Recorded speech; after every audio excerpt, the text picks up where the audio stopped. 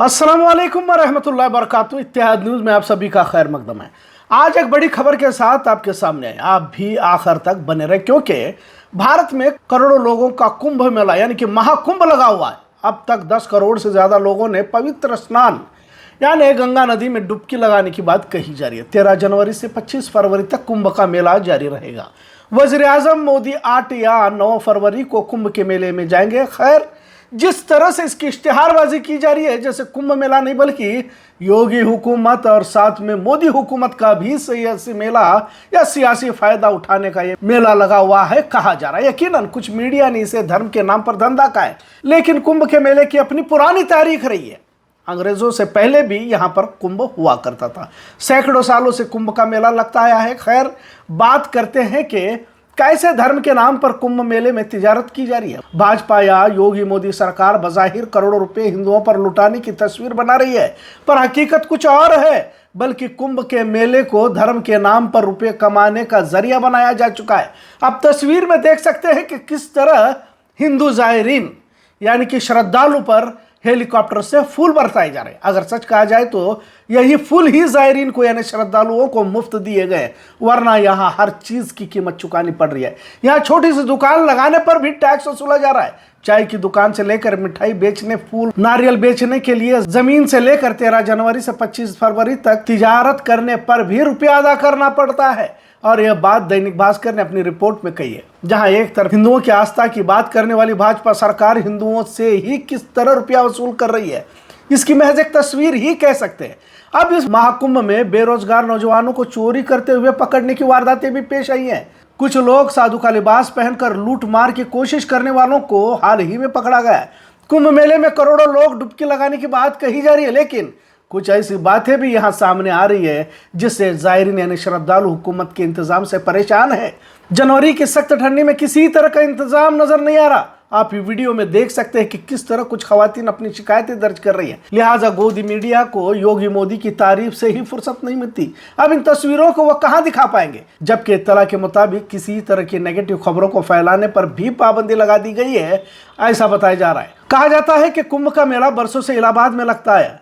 कुंभ के मेले के दौरान डुबकी लगाना मुकद्दस माना जाता है, पर जिस तरह से मुल्क में बेरोजगारी बढ़ी है तो नौजवानों में इस तरह की जगहों पर ठेले लगाना या छोटी सी दुकान लगाकर रोजगार पाने की कोशिश जद्दोजहद यहाँ देखी जाती है। मुसलमानों को तो वैसे भी पहले ही यहाँ आने से मना किया गया है। मुसलमानों को तो मार के भगाया भी जा रहा है, लेकिन चोरी की बढ़ती वारदातों से यहाँ के अवाम भी काफी परेशान है और हुकूमत के इंतजामों से नाखुश भी नजर आ रही है। रोज चोरों के कई गिरोह पकड़े जा रहे हैं। यूपी पुलिस कुंभ के मौके पर चौकन्ना तो है, लेकिन इसके बावजूद वारदातें रोजाना हो रही की शिकायतें हासिल हो रही है। आज तो एक साधु ने ही छोटी बच्ची की चोरी करने की कोशिश को नाकाम किया गया। एक सहाफी ने साधु के इस घिनौनी हरकत को पकड़ लिया और इसे पुलिस के हवाले किया है। आप वीडियो में देख सकते हैं। मतलब बच्चों की भी चोरी यहाँ हो रही है, जिसे लेकर योगी हुकूमत को शिकायतें की जा रही हैं। अब जब हिंदुओं के लिए सब कुछ निछावर करने वाली हुकूमत धर्म के नाम पर तिजारत कर करोड़ों तो कमा रही है, साथ में सहूलतें भी मुहैया करने में नाकाम हो चुकी है।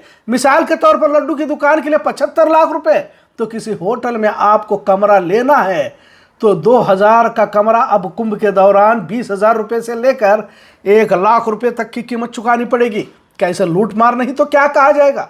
कुछ लोगों ने ये कुंभ का मेला गरीबों का नहीं है बल्कि अमीर धन्ना सेठों के लिए है कहा, जहां गरीब के बस की बात नहीं है। आपकी जेब में कितने रुपए हैं उस पर आपका कुंभ का मेला आसानी से मुकम्मल हो सकता है। हिंदुत्व हुकूमत क्या हिंदू ज़ायरीन से ही इस तरह कीमत वसूलेगी का सवाल यहां अवाम को करते देखा जा रहा है। खैर, कुंभ के मेले की मुख्तसर तारीख यह है कि मौजूदा कुंभ को महाकुंभ इसलिए कहा जा रहा है क्योंकि ये 144 सालों के बाद मनाया जा रहा है। महाकुंभ 12 कुंभ के बाद आता है। पिछले 3 नस्लों ने भी इसे नहीं देखा और आने वाली 3 नस्लें भी इसे नहीं देख पाएंगी, ऐसा बताया जा रहा है। इसमें 13 अखाड़े शरीक होते हैं।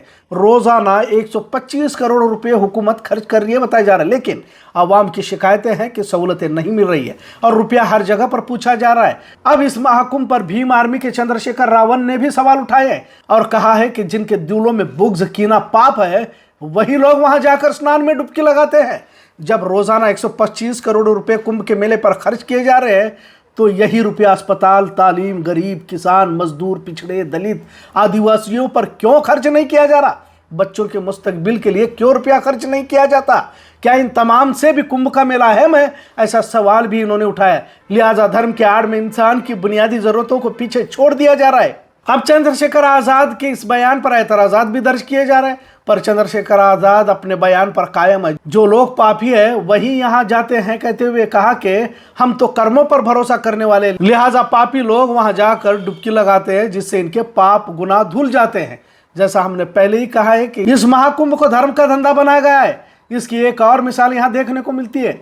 अब हर कोई भगवा लिबास पहनकर अपना कारोबार चमकाना चाहता है। आप वीडियो में देखिए, इसका नाम है हर्षा रिछारिया और ये इस कुंभ की खूबसूरत साध्वी कही जा रही है, लेकिन इसकी कहानी हैरान करने वाली है। अब इसे रथ पर बिठाकर घुमाया भी जा रहा है और 2 साल से यह साध्वी बनी हुई है कि कहानी बताई जा रही है। जब हर्षा रिछारिया ने स्वामी आनंद स्वरूप पर इल्जाम लगाया तो स्वामी ने कहा कि साध्वी कहते हुए भगवा लिबास का मजाक बनाने की भी बात इसने कही है। अब कुंभ से हर्षा रिछारिया को बाहर करने की भी बात इस स्वामी ने कही है। अब इसे क्या कहा जाए? आखिर इस यूट्यूबर को स्वामी ने रथ पर क्यों बिठाया, ऐसे सवाल भी उठाए जा रहे हैं। अब सोशल मीडिया पर इसकी कई सारी तस्वीरें वायरल हो चुकी हैं। मतलब हिंदू धर्म और भगवा लिबास पहनकर रुपया कमाने की तरगीब हजारों लोगों ने इस्तेमाल की है और हर्षा रिछारिया भी इसमें से एक है।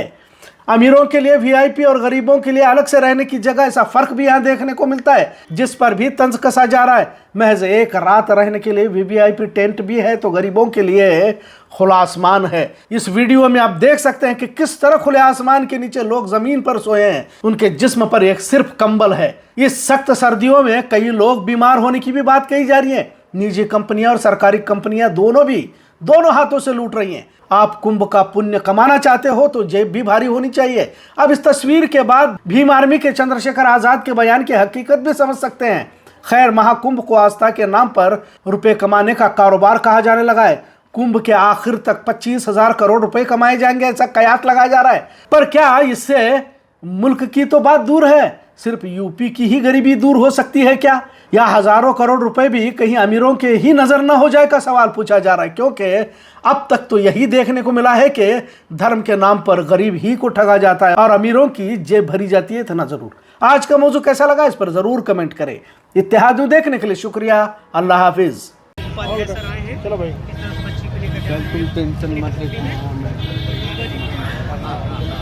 देख रहे हैं ये अभी बाबा जी को और छोटी बच्ची को ले जा रहा है। पुलिस अधिकारी यहाँ हैं और बच्ची सुरक्षित है और बच्ची के लगातार माँ और पिता से संपर्क किया जा रहा है। देख रहे हैं बच्ची को जो है पुलिस अपने कस्टडी में लेके पूछताछ कर रही है। हाँ, उसका मृत्यु उसका कुंभ है। ये मृत्यु कुंभ है। हाँ, मृत्यु कुंभ है। अमृत कुंभ ना, उसका मृत्यु उसका कुंभ है। ये यहाँ के अधिकारी कर्मचारियों को सब बैठे हैं वहाँ दारू पी के और दारू पी के बैठे हैं, उल्टी सीधी बात कर रहे हैं। आप कहाँ से आ गए यहाँ पे? सवाल पूछ रहे हैं। मुर्दा का उसका घर बना दिया गया, पूरा मुर्दा का उसका घर बना दिया गया। आ जाइए यहाँ से इंस्पेक्टर साहब। दीवान वो स्टेशन अफसर महोदय, कुंभ बनाया था, टैंक मंगवाइए, टैंकर सबके सामने खड़ा करवाइए, लोग हट रहे हैं। सार्वजनिक उसका कार्य नहीं हो रहा है। ये क्या सुविधाएं नहीं मिल पा रही बाबा जी? कोई सुविधा नहीं है। ये उसको बना दिया, उसका मृत्यु उसका कुंभ बना दिया है। 10 लोग उसका मर रहे हैं। बड़ा अच्छा काम है। 10 लोग मर रहे हैं। ये प्रशासन हम दिखाएंगे कतार रही है। जनता मर रही है जल बिना और तुम कह रहे हो भव्य कुंभ है, महाकुंभ है। ये कुंभ अब लोगों का कहना है कि जो भव्य कुंभ कहा जा रहा था ये भव्य कुंभ नहीं है। ये क्या कहेंगे बाबा जी? अब ये भव्य कुंभ मीडिया भी असलियत नहीं दिखला रही है क्योंकि उसका चैनल बंद हो जाएगा। नहीं, मीडिया बस वहीं घूम रही है जहाँ पे भव्य कुंभ है। ये नरक कुंभ है। नरक कुंभ है, मृत्यु कुंभ है। इसको मृत्यु कुंभ बना दिया गया है। ना मैंने पाप किए, मैं तो अपने हक वंचित समाज को उनके पैरों पर खड़ा करने के लिए, उनके साथ जो जुल्म हो रहा है उसको रोकने के लिए काम कर रहा हूँ। तो मुझे पाप धोने की जरूरत नहीं है। और रही बात, हमारी पार्टी का स्टैंड स्पष्ट है। जिन संतों गुरुओं महान पुरुषों के रास्ते पे, विचारधारा पे हम लोग चलते हैं। हम पाप और पुण्य में बहुत भरोसा भी नहीं करते, हम तो कर्म में भरोसा करते हैं। तो जिसको परेशानी हो वो, जिसकी पार्टी का एजेंडा नहाने धोने का है, जिस पार्टी का एजेंडा जो है धार्मिक एंगल का, उनको परेशानी होती है तो मुझे इससे कोई फर्क नहीं पड़ता। मेरा मन साफ सुथरा है, तो मुझे कहीं जाने की जरूरत नहीं है। बाकी जिसको जो सोचना है, कहना है, वो कहता रहे, मुझे इससे कोई फर्क नहीं पड़ता। मैं अपनी बात पर तटस्थ हूँ। तो मैं मुख्यमंत्री जी से कहूँगा, प्रधानमंत्री जी से, जब वो जाएं तो इलाहाबाद में जो लाशें कोरोना काल में हमने देखी थी,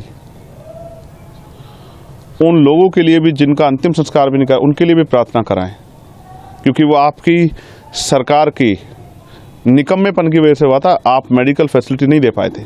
जिन लोगों को चिता नसीब नहीं हुई कि जितना पैसा उन्होंने इस कुंभ में लगाया, अगर उतना पैसा वो इस प्रदेश की चिकित्सा, शिक्षा और रोजगार देने में नौजवानों को लगाते, तो बहुत सारे लोगों के परिवारों का आंसू सूख जाते, बहुत सारे लोगों को न्याय मिल जाता, बहुत सारे लोगों को आगे बढ़ने का अवसर मिल जाता।